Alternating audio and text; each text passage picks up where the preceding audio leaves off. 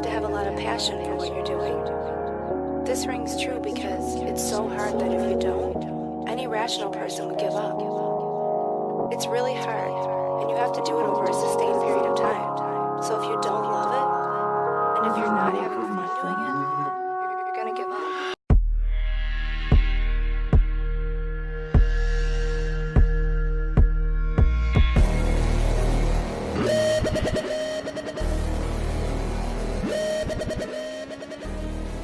So welcome to another episode of Jonsuntitledpod, a partner of MoshPitNation.com. This episode's guest is the returning Porter McKnight, bass player for Atreyu, and returning again, as he always does, for some reason, is Mr. Daniel Terry. How are you doing? Pretty good. I only come back because you feed me. So I feed you compliments. If you stop feeding me, then I'll never, I won't stick around. You're like the advertisements in the Simpsons episode where if I just stop looking at you, you'll go away. Yes. Yes, that's pretty much exactly how it is. I think that's the life of any podcaster is if you don't pay attention to us, we'll just eventually go away. Some of them do, man. I've seen some podcasts, though, that are like, it's like less than 10 downloads on every episode, but they have 400 episodes. Have you seen those? Like, there are some guys that literally just do it for the love. Yeah, I don't know if I think I'm too far in at this point where I'm like, come on, man, I gave you a good fucking episode. And I think this is a good episode. It's kind of weird when I started this podcast and I made a post about this earlier this week about, you and I had been talking quite a bit about, our meager beginnings in this podcast game and, how each of our respective shows kind of took a little bit to find their footing in the format and so forth. And, it kind of made me go back and listen to one of my first episodes with Chris Betley, my tattoo artist, and someone who really was the catalyst for me doing this because I was doing another podcast at the time. And he was like, you should just do your own thing. And I was kind of timid to do it because I didn't think anyone gave a fuck about what I had to say or any of my opinions or anything. And to be fair, maybe they don't. But that interview was one where when I got done, I was like, man, that was something. That was a good conversation. I think you can really get a sense of who he is, who I am, the fact that we've known each other, the fact that, I asked him questions that he wasn't prepared for necessarily, like that he really had to think about, and maybe you're not expecting when you think of a tattoo artist, some of the things that we talked about. And that was really the start of this thing. And yeah, there's some sort of cringeworthy things like where I'm like, I think I probably would have cut that out now. And thinking about how since I didn't have a MacBook, or no, I'm sorry, that since I didn't know how to add music the way that I do now, I literally just held my phone up with a song I wanted and then manually like faded it out. And it's like, oh, that's cringeworthy. But I mean, we all start from somewhere, and sometimes people will take those episodes out because maybe they're not on the par with what is currently being produced. But Porter was one of the first bigger names that I got, and he came on to basically talk about his photography. But it was really weird. Something weird happened in that episode, even where it's like we had met each other a couple of times over the years of going to Atreyu shows, but never had a conversation or anything. And then here we are, the first time having a conversation with each other, and you can like literally hear like just this thing happening where it's like when I listen to like Nerdist, even though I know that's a dirty word now in the podcast community, but. Yeah. It's one of those things where like sometimes where Chris would have conversations with people and you feel like by the end like of that hour, like, oh my God, I think they're friends now.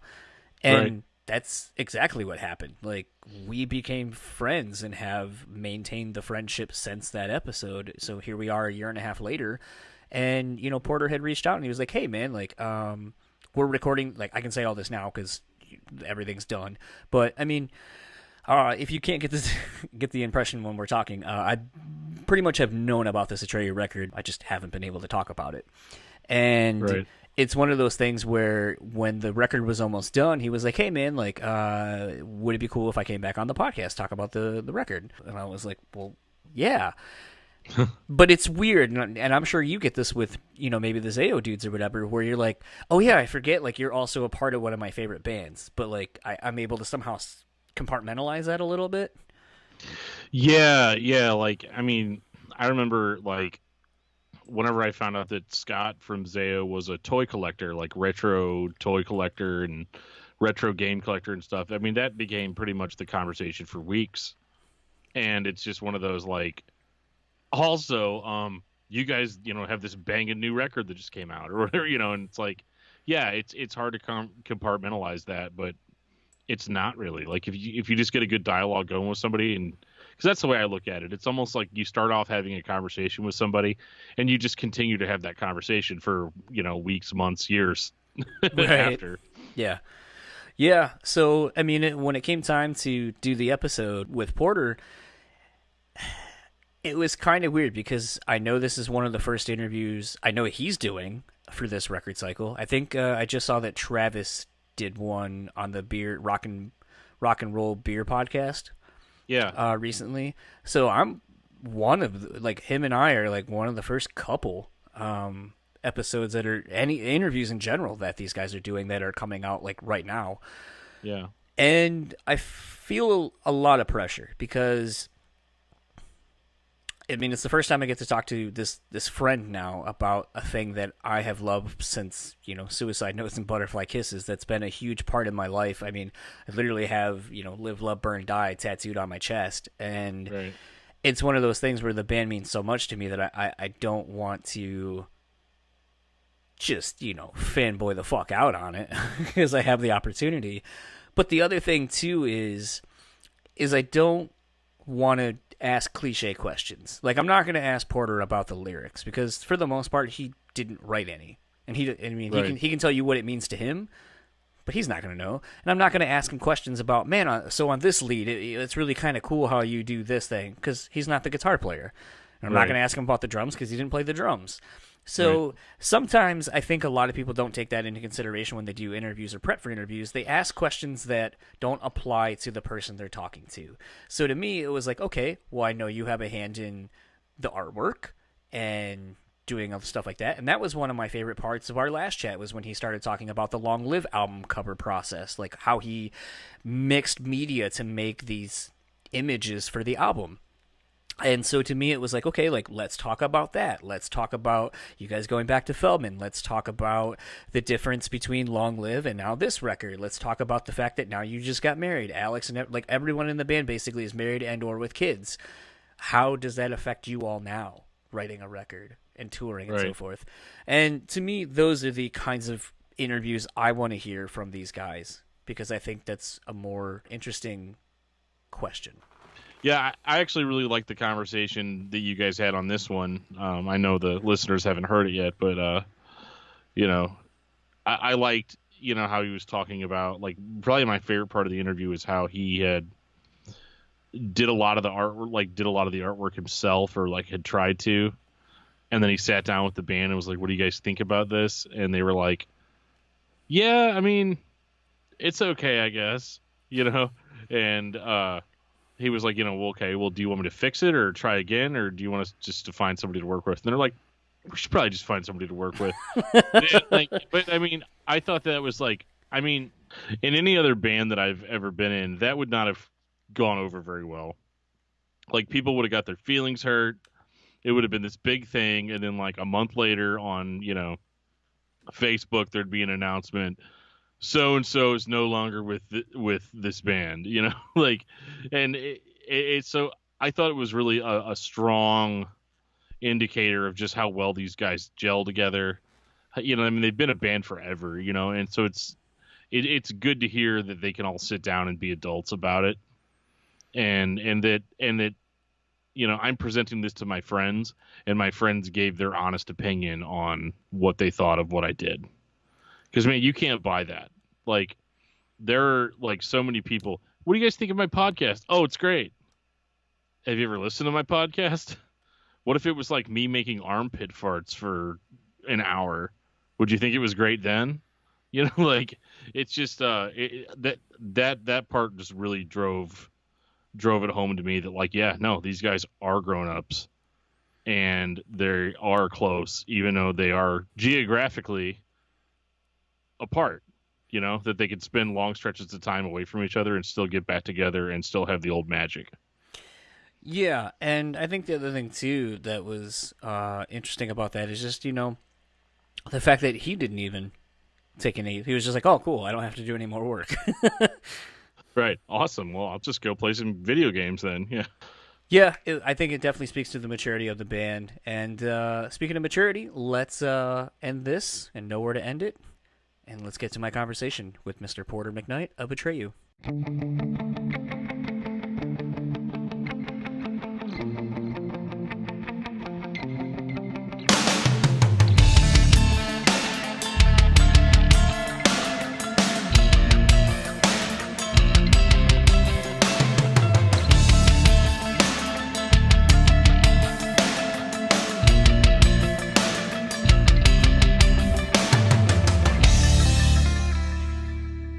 So I had the pleasure this evening of talking with Mr. Porter McKnight, returning guest, bass player for Atreyu. How are you doing this evening? I'm pretty dang good, man. How about yourself? It's been a good day. I knew I was talking to you. We've been trying to plan this for a little while now, so it feels good to finally have you come back on. And I got to say, a little weird to actually talk about the thing that you're most known for. Oh, the band thing, you mean? Yeah, I guess so. Yeah, because someone. How long ago was it that we did the last one? It's like a year and a half or something. Yeah, about a year and a half. Yeah, you were Okay. you were in the first couple of months of me starting this whole thing, and Jesus Christ, look at where I've taken it now. Chill. Where have you taken it now? I mean, I'm still in my room looking at a wall, talking to nobody, technically. So really, I've taken it nowhere. But I mean, So physically nowhere. Physically nowhere.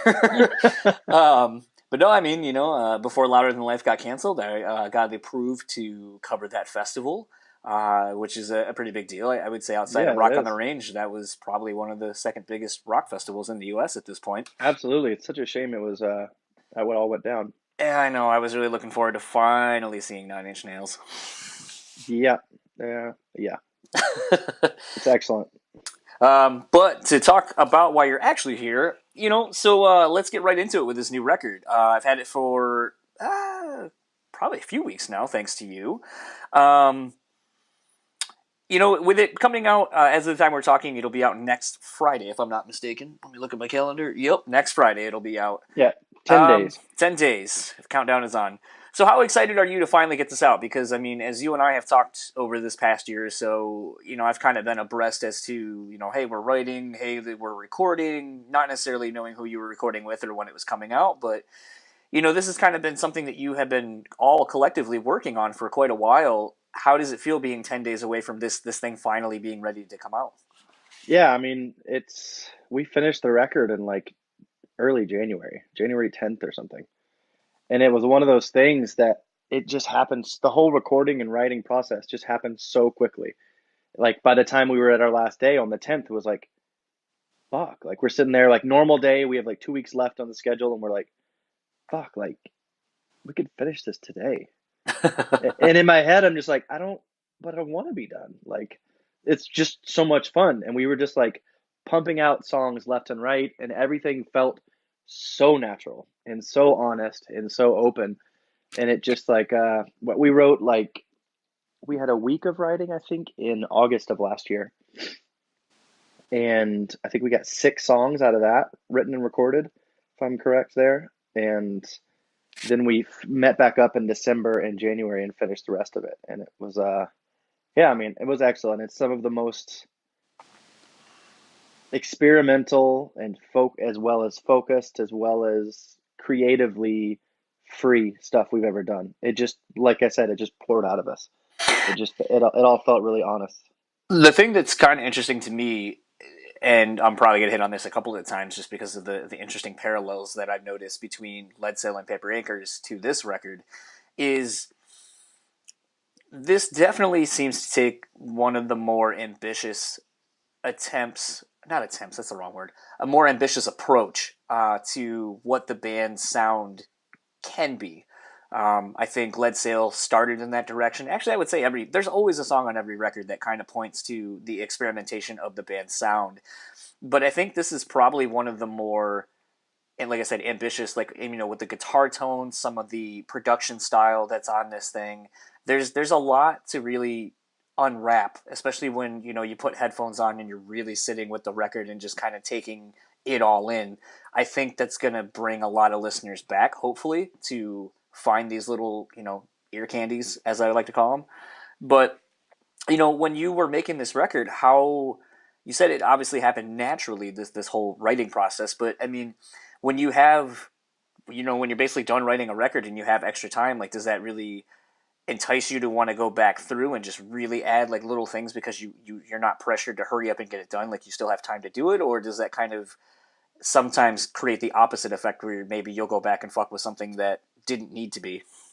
Well, to comment on the first part with experimentation, like we aren't the band that's going to write the same song every time, you know? Like there's bands that sound the same over their career and it's delightful, like AC/DC or something, you know?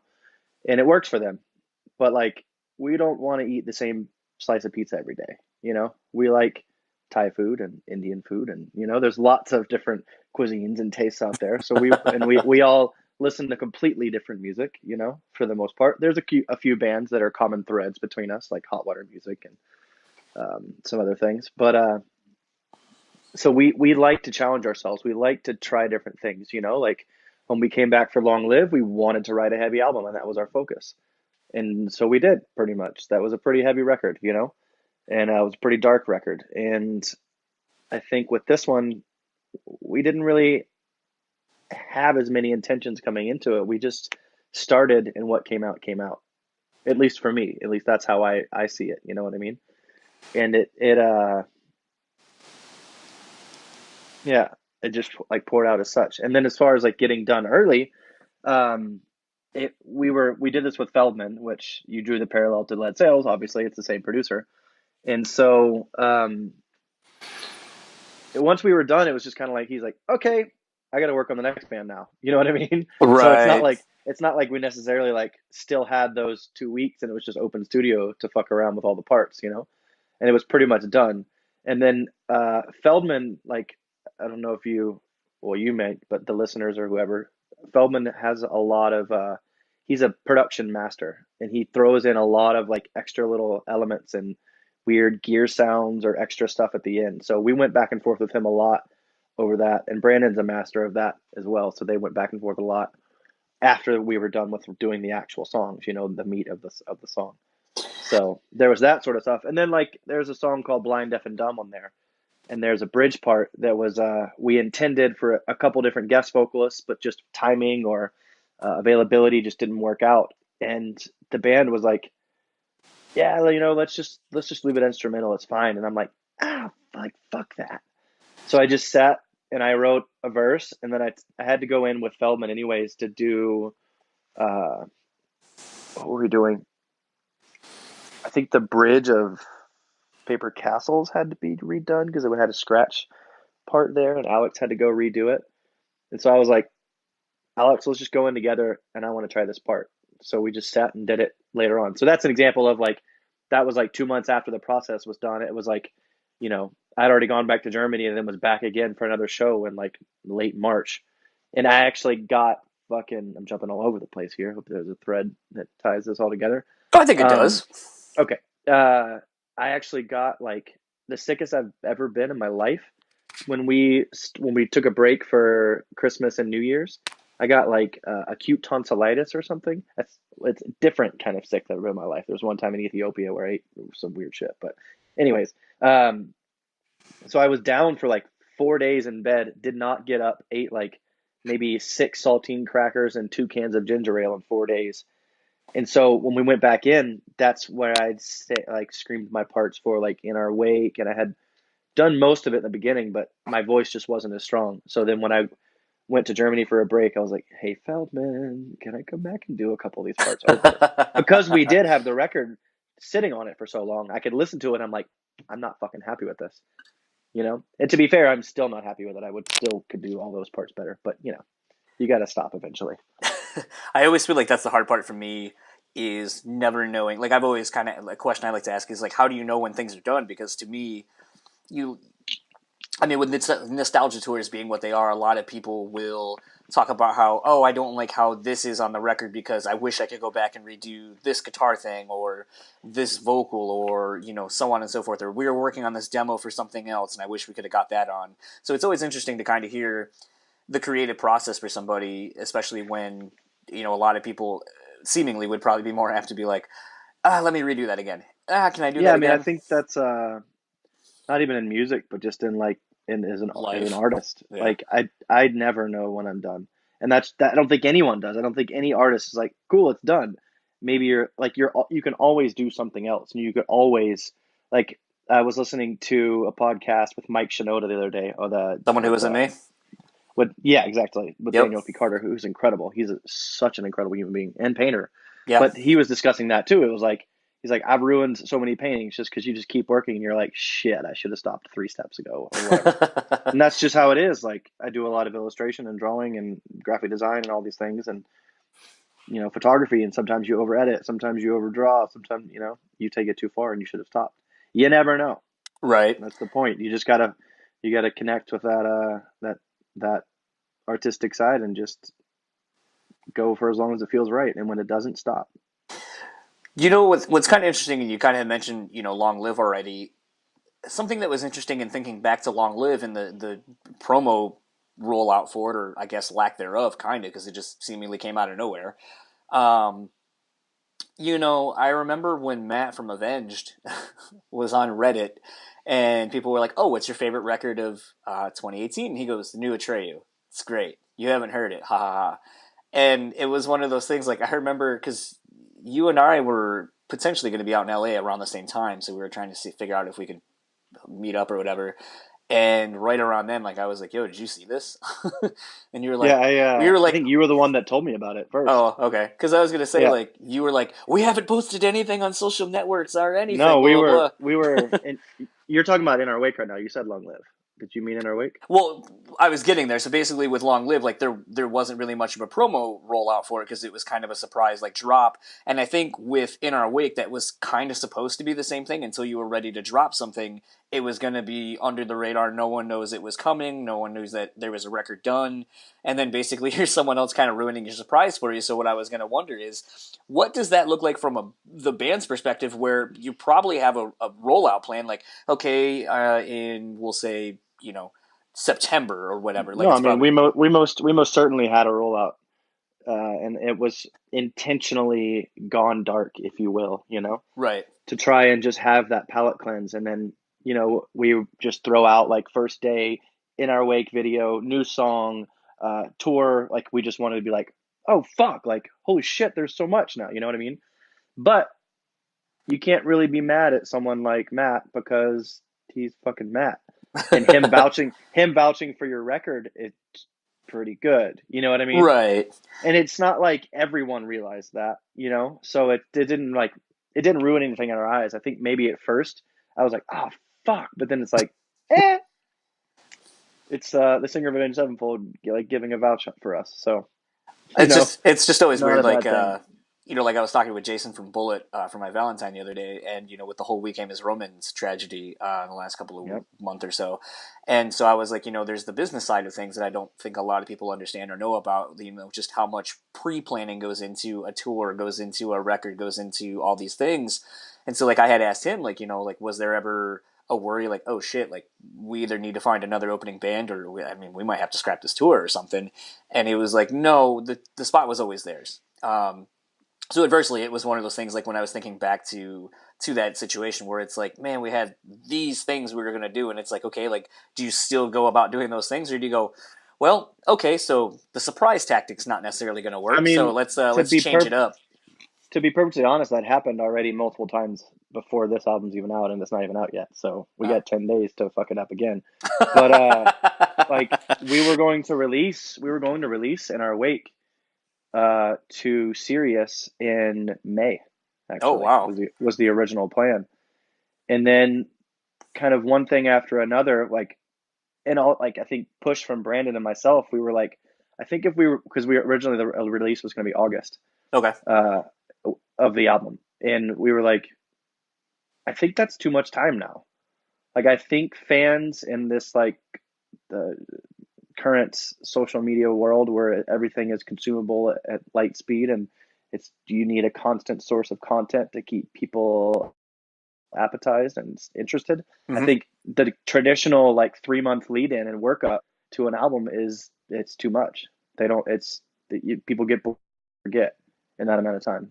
Right. So I think that was ours to like, we were like, okay, well, we'll push it to, this amount of time or whatever. And then as stuff started being made, like started making the video. My best friend, Sean Stegemeyer, he did the In Our Wake video, who's done tons of shit for us. He did like Crimson back in the day. He did the lip gloss video. He did Doomsday. He did the Theft. He did Falling Down. He's done shit for us throughout our whole career. He's incredible. And him and I started writing that idea, which was actually really fucking hard. We had no idea what to do for that video. We still don't know what we actually did for the video. But anyway, it was just like, let's just start making, like we had a vague idea. We're like, let's just see what happens. But so he started filming, my point is he started filming that in May, the end of May, before I was flying back to Germany after we did some festival shows. And then he filmed me and Dan and Travis in one day. And then like 3 weeks later, he filmed Alex and Brandon and then put it all together. Then I ended up having to make promo photos out of something that he shot in between because like no one thought to do promo photos, So we're like, fuck. So I like panicked. I'm like, I'll do it. And I shot 3 different, Sean shot and I helped like the idea of 3 different things and I photoshopped them all together and it looks like semi-natural. I don't know. It's working.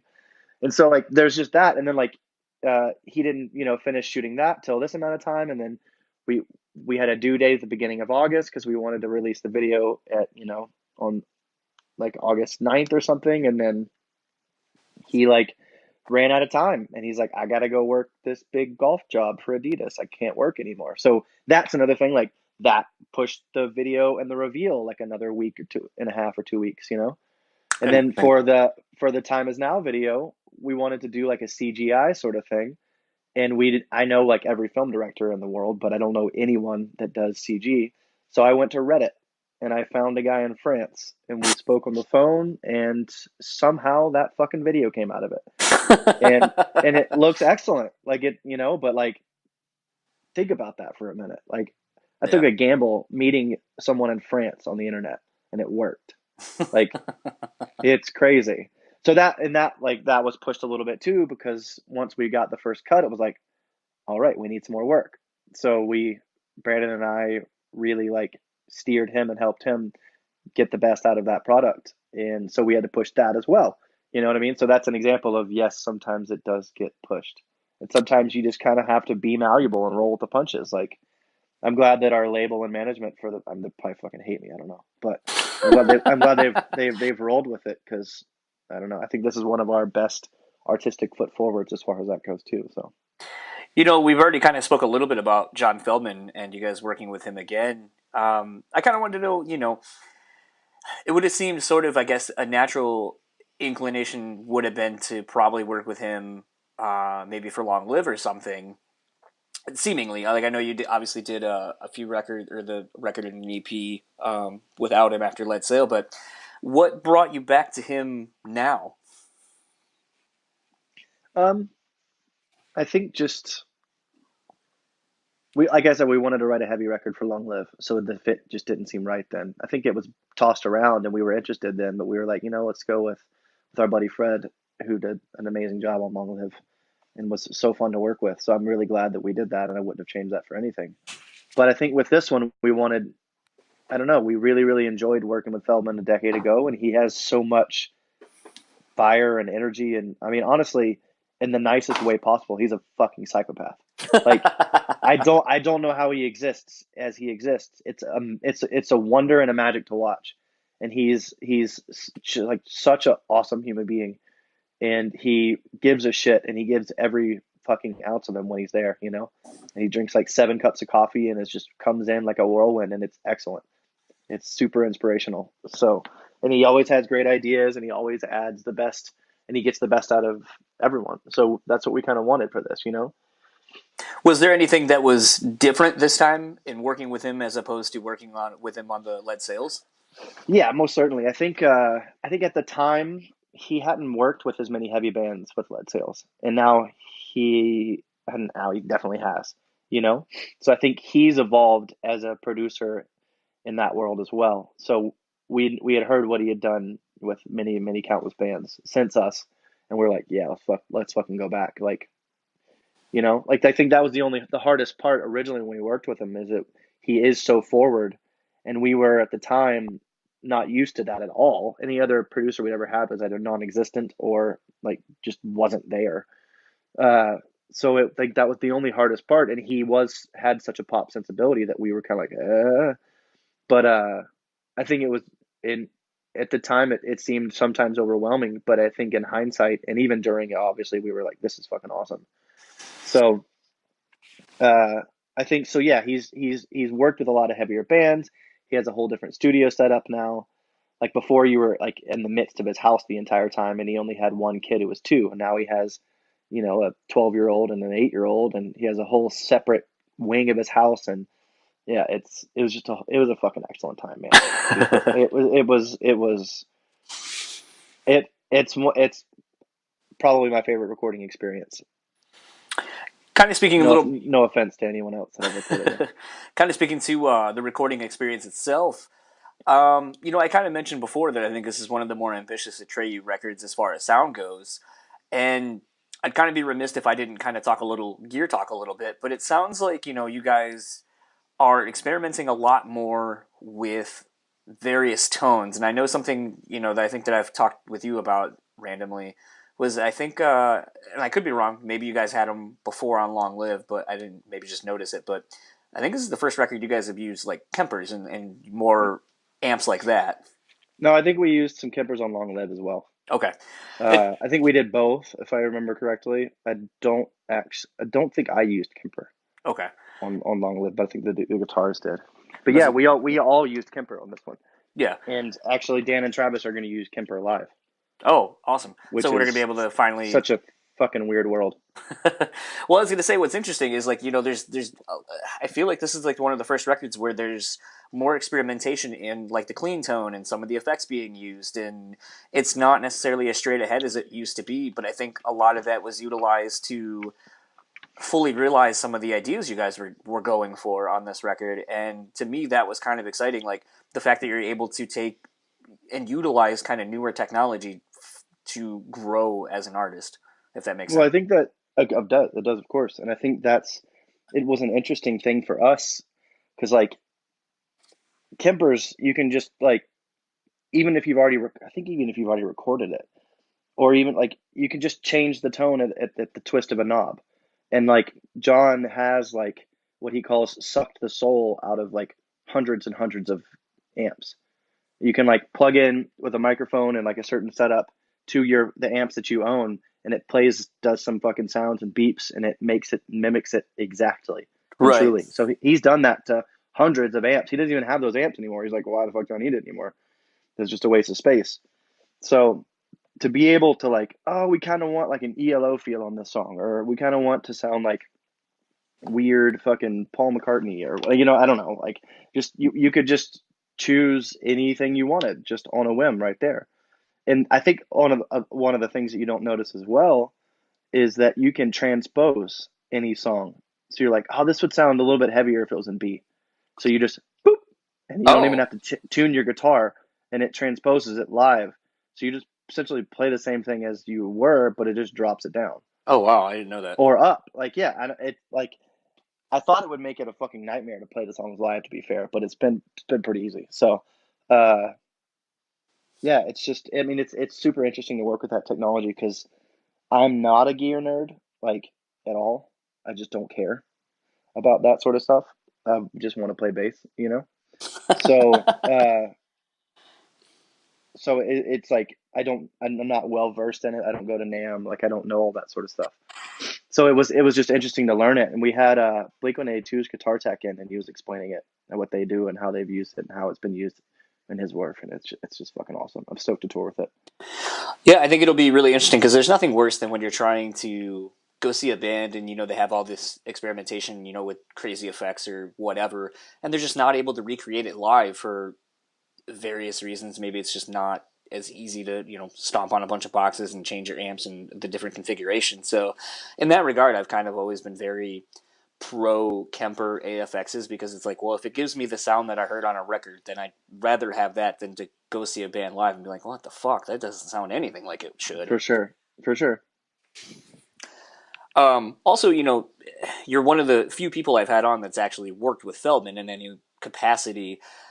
I've only ever seen stuff with him on bands' DVDs and so forth, and something that I've always wondered is, because like you said, working with some of the producers that the band has worked with, or probably, secondhand accounts that you've probably gotten, some producers aren't really as hands-on as others, and something I've always kind of wondered is, what is it like working with someone like Feldman, who is seemingly, by all accounts, a very hands-on producer who will, if he has an idea that he thinks will make a song better, will just really fight for that, like as if he were one of the dudes in the band.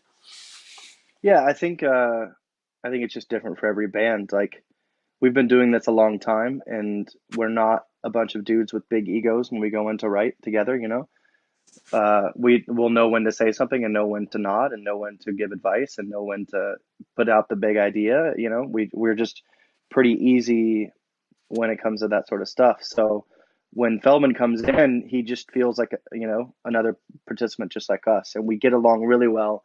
We're all on the same wavelength, and we know that he wants to write the best songs possible. Like, I've heard it not be so successful with other bands who will remain nameless, but for us, it works great. We really, really enjoy each other's company.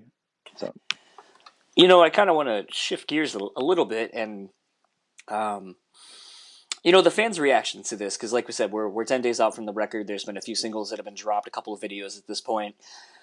I always feel like, for as much as band people say that, don't read the comments, I don't try to pay attention to any of the things, I feel like it's hard not to, because it's this thing that you're excited about. It's this thing that you are passionate about, and you've dumped a lot of time, blood, sweat, and tears into. So how has it been to see the reaction to these new songs off of this record pre the album actually coming out and letting everyone get to hear it as a whole? For the most part, it's pretty excellent. I think most people, if they hear one bad review, they ignore the 15 that were positive, and they focus on that. I think that's human nature, just to focus on that side of it, which is a shame. But and I think it depends where you go. Like, when the Time Is Now video came out, I was like super curious on YouTube to see like what people thought of the video, and I read like the first 20 comments or 50 comments, and it has nothing to do with the video. It's like calling us Fall Out Boy or something. It's like, get fucked, guys. Okay, I'm out of there. And it took me a while to shake that off. Like, I really don't care, but it was like that one took me like 30 minutes, and I had to like go outside. I was like, okay, the song is good. I'm still proud of what we've done. Like, it's okay. But I read all the Twitter comments. I read most most of Instagram in the beginning. I don't focus on it every day, and I wish I did, but just because I like responding to people, and I like communicating with people. Like, if you go to certain places on Reddit, like if you go to the metalcore subreddit, not everyone loves us there because we're not really metalcore anymore, and they're pretty purist over there. But I went back and forth actually on Reddit with a guy a few weeks ago, and just being, I think someone said, he said like, top Atreyu albums in order, go. And so no one responded after a few hours, so I was like, cool. And I put In Our Wake as one and blah, blah, blah. And he's like, what the fuck, bro? Like, how could you put In Our Wake as one? There's been like 2 songs. I'm like, well, because I wrote it so I can do what I want. and he was like, oh, holy shit. Like, I just saw your username or whatever. And so we went back and forth, and it was fun. Like, it was just nice to voice that. And I like speaking with fans, and I like opening closed-minded fans' minds. It goes back to what we said earlier with the same piece of pizza. Like, you have to be able to grow with the artist. You have to be able to if like you really love an album, give the next one a chance, even if it doesn't sound the same as the next one. And I think everybody struggles with that if someone changes the sound, but like sometimes they're going to surprise you, and then you'll be like, fuck, like this sounds really cool, and I never would have thought that this would have sounded cool.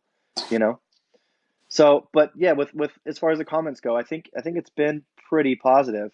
I think people are always going to want more heavy stuff from us. And, we gave you a lot of heavy songs on the last one. And, like, the curse still exists. Go listen to it. But we're not going to write that again. Like, we're just not going to ever do that. We'll have songs that have notes and elements that'll sound similar. And this one does. We have heavy songs. We have soft songs. We have, a whole, like, we have a fucking 6-minute songs with like 2 guest vocalists, and it sounds like some weird fucking ELO song is the last song on the record. Like, it's, you mean, you've heard the record as a whole. Like, we go everywhere. Yeah. I think there's parts in the song for everyone on this record.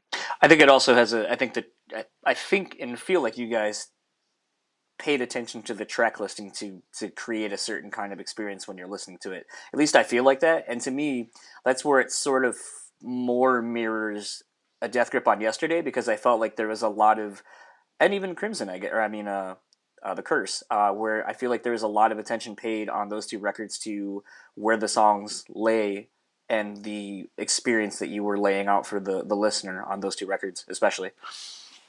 Yeah, I mean, Dan's always a wizard with that. Like, he usually comes up with the first general idea, and then, we'll interject a few ideas here.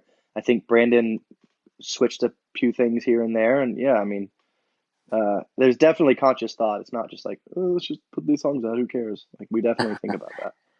So, how hard is it to be in a band where people seemingly want insert whatever record, whether it be the Curse, they want another Curse, they want another, Suicide Notes, they want I'm sure there's some asshole out there who's like, I want Visions. I guarantee you. Yeah. But I mean, how hard is it I guess they're a minority, I guess, in the grand scheme of things, but I feel like it's got to be really hard to just constantly see people be like, I want this record. And like you said, where you're just like, well, then fucking go listen to it, because that record already exists. Yeah. I honestly, and I mean this in the nicest way I could be, I don't give a shit. Like, if I gave a fuck about what every person said and I tried to conform to what they want our band to be, then it wouldn't be our band. Right. You know what I mean? Yeah. Like, you listen to the bands you listen to because they're true to their art and they're true to themselves when they create that. And when that band changes from that, it's evident music that comes out and you don't like it anymore. Yeah. So if you know what I mean? Like, and it's the same way with just being an artist as well. Like, if you create to be commercial or you create to please other people, it's just so fucking obvious. It reeks of, not desperation, but you know what I mean? Like, if you be true to yourself, and this is for any way, shape, and form of in your life, if it's sports or it's, you work at Staples, maybe not. Just be fucking true to yourself, man. Figure out what makes you happy and go for it and follow that. And that's all you can worry about. I can't sit there and worry about what some kid in Omaha in his mother's basement thinks about, this record when he was 6 years old when the Curse came out or whatever, like, I'm just not going to plague myself with that. I have way too much other stuff to do. I have way too much other fun things to exist and enjoy in my life. Speaking of other things that you have to worry about, you guys put a new logo out for this record, which also, again, tying it back to Lead Sail, I think that was the first time that the logo had changed to, I don't want to call it a block A. I don't really know what that logo is per se, like if you had a name for it. Which one? Lead Sails? Yeah, Lead Sails Forward, like that kind of A with the hat. Well, like, I mean, let's go through the original. Like, I think whatever the fuck there was on Visions was before my time. And then they had like the cursive-y thing for a while. Yep. On before I joined the band, and then when I joined in the Curse, and then we had actually had a more like serif style font. Yeah. That was on a lot of stuff that happened during Death Grip. And then we had Dave Quiggle make that logo that was our main one that like kind of like bleeds down to the bottom. Mm-hmm. We call it the slasher logo. Yeah.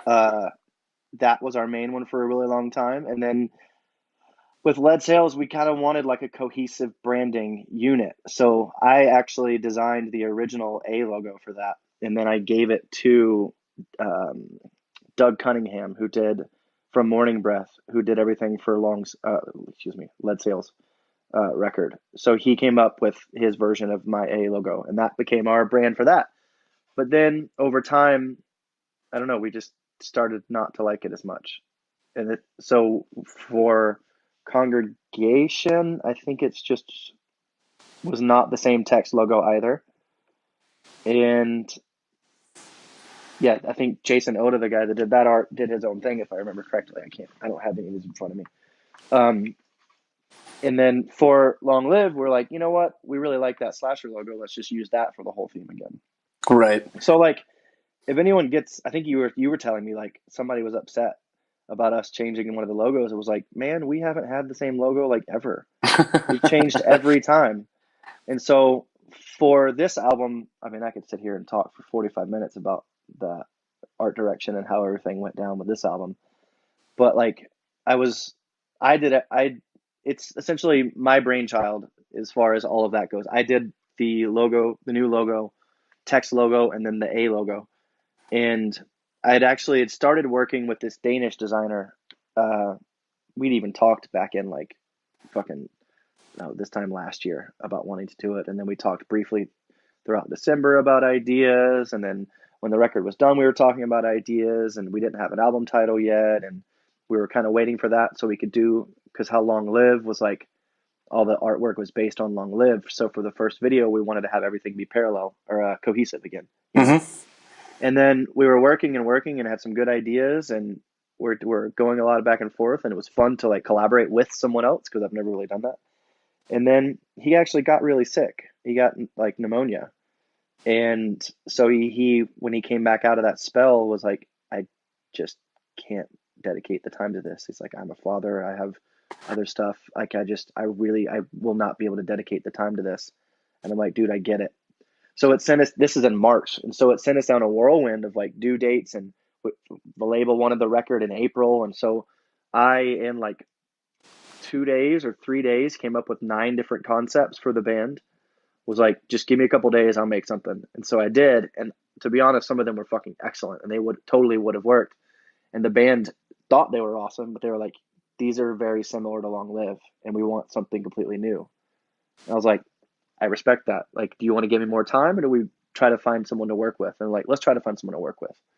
So we like tried to work with this one guy, and he was like, cool. And then we just tried to discuss ideas, and then nothing happened. And he eventually sent us a cover out of nowhere, like weeks later, after we had to like move on. It was a strange situation, and the cover was fucking excellent. And I do wish we could have worked with him, because he was amazing. And I feel bad with how it went down, but we had to move forward, and I hadn't heard from him. So then I wanted to work with this guy from Australia that now lives in LA, who's excellent, and like didn't work with that. So we're like, you know what, let's work with Doug Cunningham again. Like, he's such a good illustrator. He did a great job on Lead Sails. So I spoke to Doug on the phone, and we got along really well with the idea. And I had like not a vision or something, maybe in meditation, I think it maybe even popped in my head, but like with this skull with like this MC Escher, who's this old, I believe German or some sort of Austrian type illustrator. I believe he's German. Illustrator from ages ago with all the illusion based sort of artwork. And I had this idea with that, and I even drew my first thing on the computer ever because I'm not really an illustrator. And the like what I actually illustrate is like so far abstract. It looks like I'm on drugs when I'm not. But so I tried to draw what was in my brain, which is not easy, and I did it, and it looked fucking awesome. But so I gave that to I think we'll actually use it as a tour poster or something eventually. But we gave that to Doug, and I gave all of my mood board and inspiration stuff for him, and he came out with the cover. And with like the skull with all the walkways and stuff. So we went back and forth a lot on that. And there's a couple surprises when you buy the physical art that will be in the middle of the vinyl and the CD booklet, or the CD packaging, and the back of it as well. There's a whole like timeline with that skull, which is fun. That'll be revealed eventually. Oh, that's cool.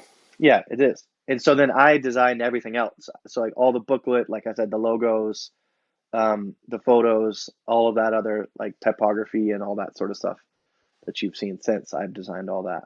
So it was quite a process even for that, to where like, we were talking about earlier about how you have to be malleable. Like, I had worked for a long time and had essentially a whole album campaign, and then the rug was pulled out, and I had to start again. And then I made 9 more, in the middle of fucking snowy Germany alone, away from anyone. I made 9 more and they were great, but they didn't work out too. And I made logos and they didn't work out.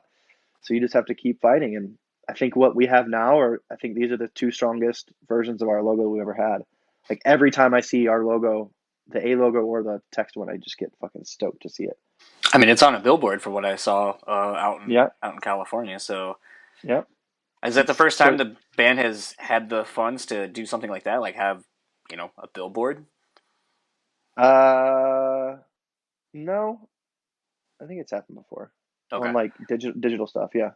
Oh, okay. I was gonna say because rolling down I was shocked at how much advertising is beaten into you when I was out in LA a couple of months earlier this year, and it's just like shit. There's a fucking advertisement for a show on my hotel. Yeah. So I've really noticed that, like, especially LA, like how just as a byproduct of being there, how like on the pulse you are, like you're too, like I was walking around the other day with my friend last week and I was just looking around. I'm like, what the fuck? Like, I didn't know any of these TV shows and movies existed living in Germany for the last 3 years, like 2 years. Like, it's just crazy how much they feed you. It's cool. It was kind of crazy because when I was there, I think it was Emmy time, like Emmy nominations or something. Like everything said for your consideration, blah, blah, blah, blah, blah. Right. And what's funny is I remember listening to, I think it was Mark Maron's podcast, and someone was talking about how they saw an ad for something, and he goes, "Is that any good? I don't know. I see the billboards for it, but I've never fucking looked at it, or I've never watched it. So how good of an advertisement was it?" And I didn't think much of it, and then when I finally saw literally being advertised clothing, alcohol, TV shows, anything and everything, fighting for your attention while you're just supposed to either be driving or walking or whatever, and it was just kind of mind-numbing, how it's I wonder at what point you just become desensitized to all this advertising around you. You do. You most certainly do. It becomes just a glance that you don't even recognize. Yeah, I had to look at the only reason I knew where my hotel was was because there was a Kardashian thing on the building in front of our hotel. I was like, oh, if I reach the Kardashians, I've gone too far, which probably is some sort of metaphor for life. Most certainly. Something I wanted to kind of wanted to talk about a little bit too is I know this started on Long Live, but obviously has carried over onto this record. Just the difference in all of you as people. At this point now, I think other than Dan, all of you are married now. Yep. 2 of the guys, Alex and Brandon, have kids. Yep. Talk about kind of being in a band now as older people. What that is like. So I know you guys did that. I know it was a couple of years ago, but the anniversary run and stuff like that. And we were talking earlier about just not looking back because you're moving forward. But it's kind of got to be weird. When you get together now and you live in Germany, everyone's kind of where they are. Everyone has all these other things they do, and I just couldn't help but think to myself, what's it like now being in Atreyu in 2018 when all of you just recently got married? Congrats! I haven't been able to tell you that in person. Thank you. But that's a big life-changing moment. Having kids, that's a life-changing moment. Things and perspectives shift immensely once these things happen because it's not just about you anymore. So what does that kind of dynamic do for the band now? I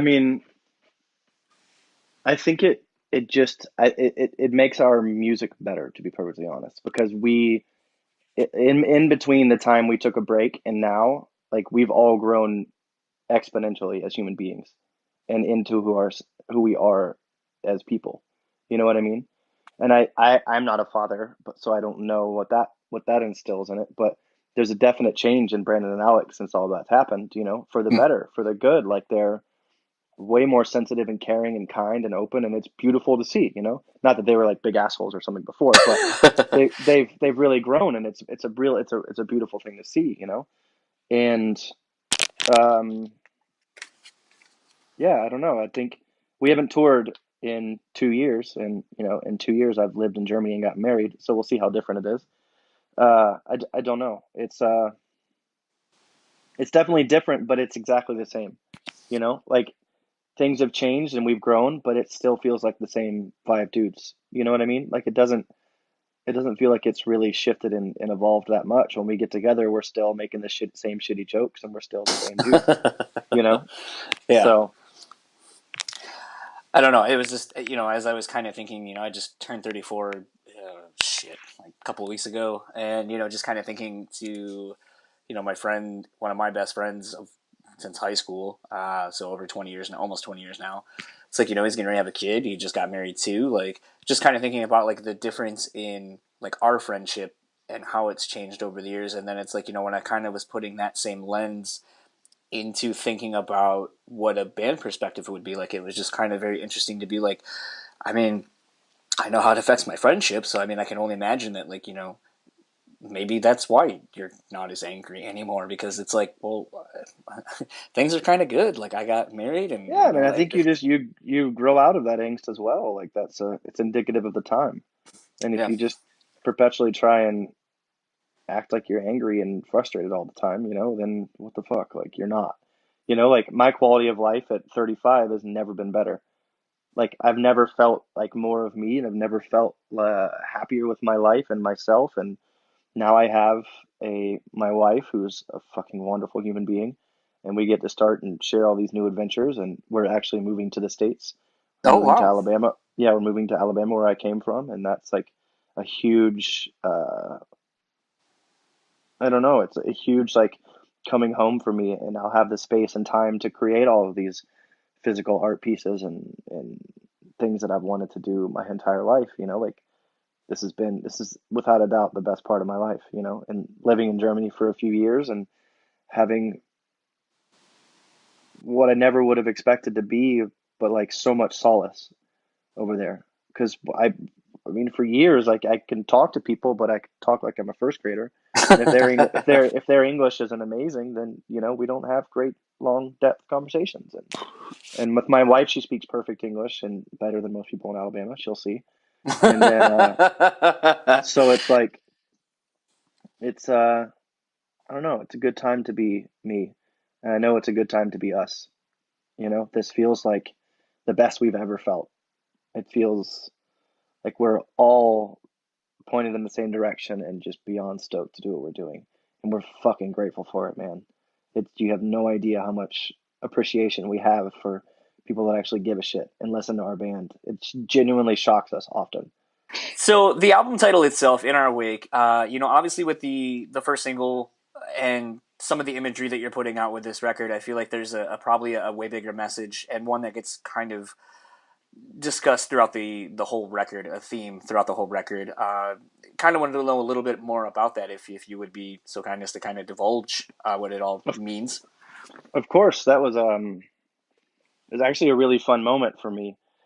Because I'd had the idea of like the in our wake thing, like how when whenever you meet someone, think about that. Like the contact that you have with someone does ripple behind you and leaves something in your wake. And so when we were sitting there, we had like in December or something, and they were like, I think it was December. It might have been the first time. No, I think it was in December. And it was like, does anyone have any ideas? Like had no ideas for the song. We didn't have any like whatever, and we were trying to come up with themes for a lot of these songs. Like Blind, Deaf, and Dumb, for instance, started with that idea of like people be just being fucking blind, deaf, and dumb. So that spawned the entire song, right? And so with this one, it was like it was just crickets when Feldman asked if anyone had any ideas, and no one said anything, and it was like kind of shocking because usually like Brandon is so loud and he has so many ideas in a wonderful way. He was like, no one said anything. I'm like, I have one actually, and it had like that moment when you're like in fucking high school when like the whole attention of everyone turns to you, and you're just like, you know what I mean? But so no, I was like, yeah, I have this idea like about how every day we have the choice to,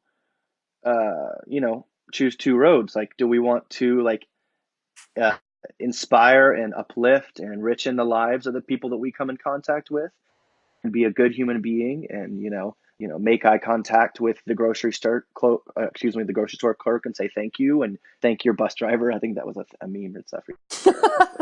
Anyways, but you know what I mean? Like, you can be a really good dude and you could be a good human being and you can inspire others and you can have great conversation and you could, really like believe like your presence and they feel enriched. You know what I mean? Or you could be a fucking asshole and you could cut people off in traffic.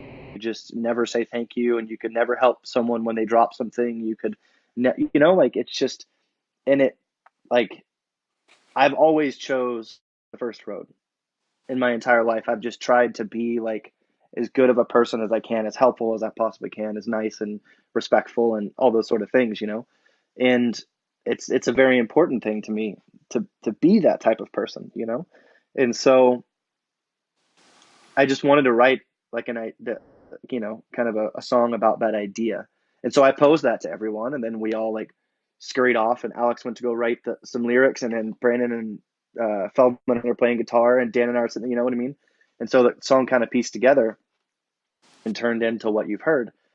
And then later on, like a month or so after the record was done, we were like, what are we going to call the album? And I'm usually letting Alex be that because he's the main lyricist. And so I'm like, Alex, I'm like sending him like texts every week, like, because I'm waiting for him to do all the art shit. So I'm like, hey, what do you get? What call this, buddy? Like, hey. Like, it just to the point I'm sure of annoying. But I fucking needed it. Like, I'm sitting there waiting for him. And then eventually he emailed everyone. I was like, guys, I think we should just call it In Our Wake. Like, I love the idea of that. I love like what that came, and I love like that message kind of carried out throughout this. It's like, what do we leave behind? What do you leave behind you when you exist on this earth?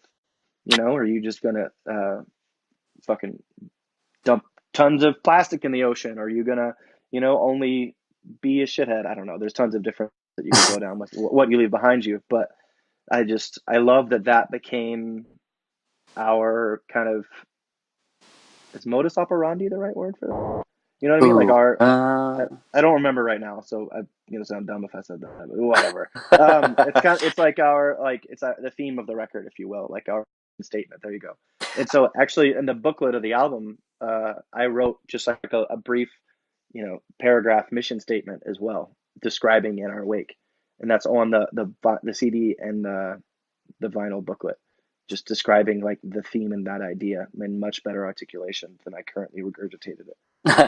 No, it's definitely one of those things, and kind of piggybacking off of talking about you guys being older and the life experiences that you guys have all gone through in the last handful of years. I mean, I think that's something that's a perspective you gain when these bigger than you moments start happening in your life, if that makes sense. Totally.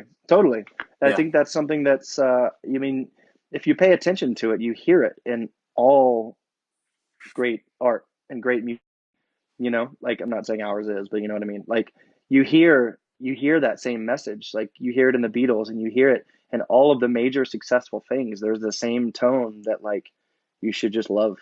You should love yourself and love people and be a good person, And I think that's something, like you said, when you get older, you start to really focus on that. And I think the younger that you can ingest that and understand that fully, to be fully what it means, and it'll completely change your life in every way, shape, and form. It's insane once you start living that way, how good your life can become in the smallest of things.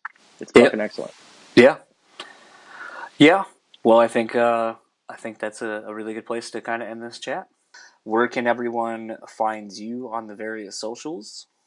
Me personally is just Porter McKnight everywhere. Yeah, Instagram, Twitter. I don't have Facebook. So I guess that's the only two things, really. Yeah, and then the band is just Atreyu Official for Instagram and Twitter, and AtreyuOfficial.com as well. And then, lastly, you know that I like to close these out to a song. So where can people find? Or Jesus Christ, got the wrong thing in my head. Lastly, I'd like to end these episodes out with a song. Last time it was Sturgill Simpson, "Turtles All the Way Down." What would you like me to play it out to this time? You're fucking challenging me. I have no idea. Oh man, I've been in like super podcast mode. So I just do not know at the moment. I think that can we. Oh fuck! Can Someone we like made a pause? joke. Can we pause this, or can you talk and I'll just Yeah. look through my No, so phone? yeah, so it was funny when I was talking with the Phineas dudes a couple of months ago. Someone was talking about a podcast and they're like, "Fuck it, just play someone else's podcast and like play that episode of the podcast as the outro song. Like, just have your podcast end, and then it just starts with this whole other podcast." That's very funny. If it wasn't for the fact that I think someone would get really upset with me, I think it would be very funny to do that. I really don't know. There's a couple bands that I've really been into over the past X amount of time, but I can't think of exactly one song. Like Nothing More is fucking amazing. I love Anderson .Paak, which is Oh like a man, hip hop that artist. California was it California or Malibu? There's Malibu, and then there's Venice as well. Okay, Malibu was like a hot record of mine. I found it super late because when I was listening to like Pandora or something, like somehow Anderson .Paak ended up coming up, and I was like, whoa, what is this? And Yeah, like, he has something. He has something else. You know, he's the drummer too, right? no, I didn't know that. Yeah, he plays the drums and all that shit. Like if you watch him live, they do like a NPR Tiny Desk series, and he's a drummer. I mean, he was a drummer before that. He didn't just do it for that. But there's this one song. Oh, now it's playing through my ears. Did you hear that, or was that just A me? little bit. Because there's one song. Let me hold on. I don't know all the lyrics, so I don't know how like violently vulgar it gets and judgmental people would be for one part. So I won't do this song. But there is a part in the second verse that makes me laugh so hard.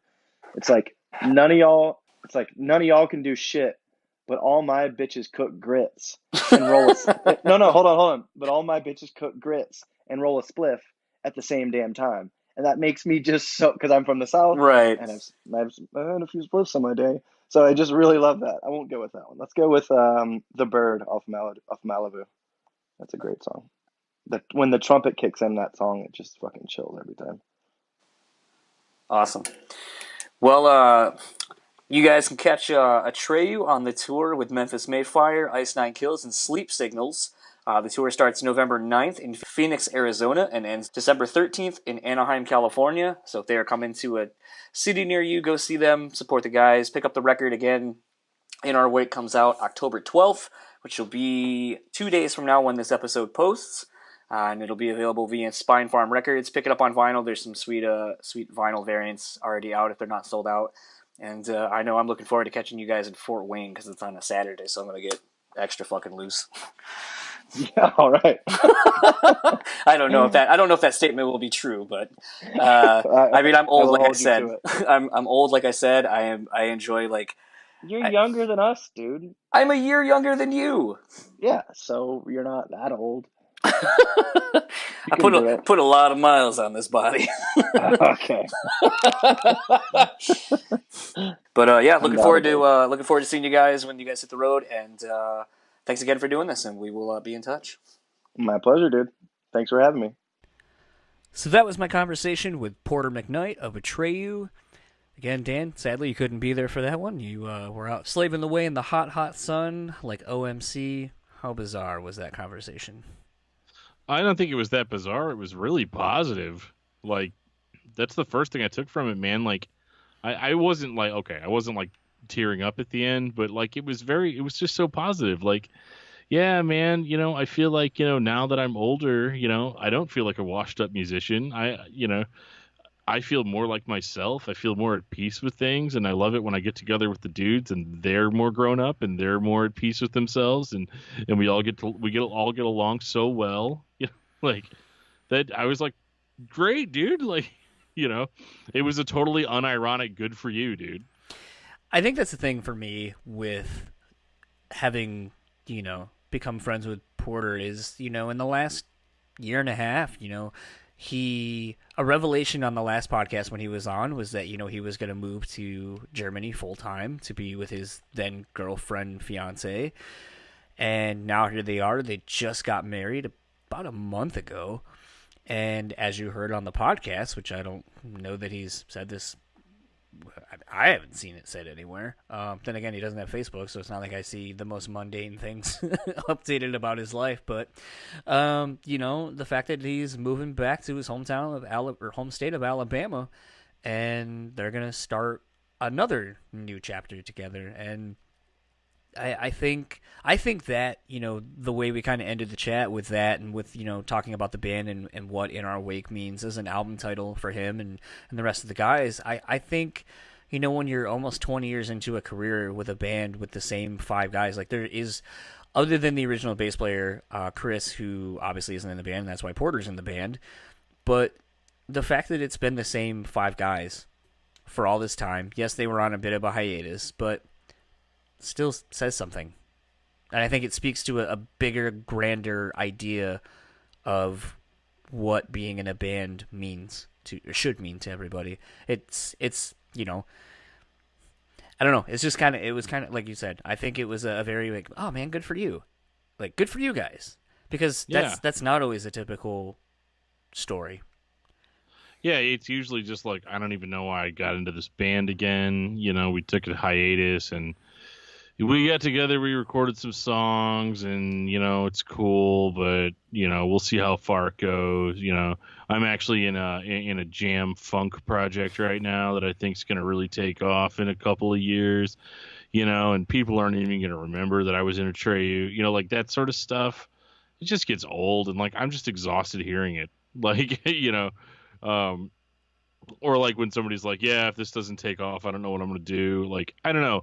It's just great to see a successful band get together and like just do the thing that they do, the thing that they love, and they're all totally cool about it and they look forward to it. And it's a testament to just how having a positive attitude works. Like, I know it sounds super cheesy, but clearly you get that story from the more successful bands of like, we love each other, we love what we do, and we just kind of keep doing it. It doesn't have to be weird or complicated. Yeah, it's kind of funny how I think in some of these conversations, that's a common sentiment with a lot of people, and I've tried to apply that to my life, where it's like, yeah, if this thing doesn't work out, that's fine. Just not everything has to happen a certain way. Like, sometimes happy accidents happen as a result of whatever, and sometimes if like you're just not satisfied doing something, it's okay to walk away for a while. Like, if I were to be, for whatever reason, just so overwhelmed that like with my life shit that I couldn't do this podcast, it would be tough to walk away. But if it meant that I wouldn't sacrifice what I was doing for this just for the sake of doing it, like, then it's like, okay, well, I guess that would be the better thing to do in the grand scheme of things. And the interesting thing too, and I know we didn't necessarily talk specifics about the record because I like to try to just get stories as a whole about the recording process that people can enjoy now when it's out, whatever. What was kind of interesting to me is just kind of looking at some of the dynamics on this record. Like, I said to Porter, I think this is the most and I think it's a common sentiment we've said lately with a lot of the records we've been getting to talk about, with the Emery record and now this. I feel like this is like a pretty mature Atreyu record. I don't know. I'm interested to see what fans think of this record. I mean, I the biggest song for me that I'm really interested to hear people's reactions to is the album closer, Hero, with M Shadows and Aaron from Under Oath. Because to me, that's like Aaron Gillespie. Yeah, for those who may not know. Because to me, like, if you were to tell me, like, okay, Aaron, M Shadows are gonna appear on a Atreyu song, I'd be like, well, that's like 5 vocalists. On one song, like, how is that going to work? So yeah, I think that was like kind of the biggest surprise for me on the record, just the fact that there was such a strong album closer like that, and the various things that the band brought to it. Like, Porter said, there's kind of like an ELO kind of vibe to it. There's quite a few different vibes in that one song, and the fact that it's the album closer kind of really just makes you want to go again and just hit play on it again. I don't know. I haven't really talked to you about the record at all since we've both had it. Yeah, I mean, first of all, man, it doesn't sound like The Curse, so it sucks. No, I just had to get that out of the way. No, it definitely sounds like a much more mature record, and it goes in a lot of different directions. But honestly, when you guys were talking about it, you're talking so much about how like different it sounds and how, people are always going to hate stuff that's not as metalcore or whatever, but like, I thought the album was significantly heavier than I was expecting. Like, I just found, I don't know, maybe I'm just getting old, but like, I still found it to be a pretty aggressive Atreyu record. And, obviously that, they had moved away from that for a bit of time, but like, I don't know, this one seemed like a return to form for me. I didn't really have any complaints.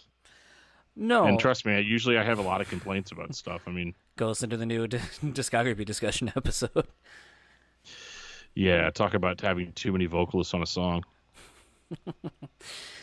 But no, I'm very much looking forward to this record coming out. I've been very much looking forward to having this chat with Porter, and I'm very much looking forward to seeing this tour. I think like the bittersweet thing kind of about seeing a band like, you know, right in front of my computer is when I saw the band 5 days before my birthday in 2007. So to me, it'll be interesting to see them play a headlining set and to see what all they pull out. Because, I mean, now I feel like would be a fun time to be a band. Like, okay, we got a new record, so maybe we fuck around and put in some new songs just to liven it up. Maybe we go back all the way to Suicide Notes and we play, like, a Vampire's Lament or something. Like, just, like, they're at a point in their career where, like, they could do just about anything, and I'd be like, okay, that's awesome.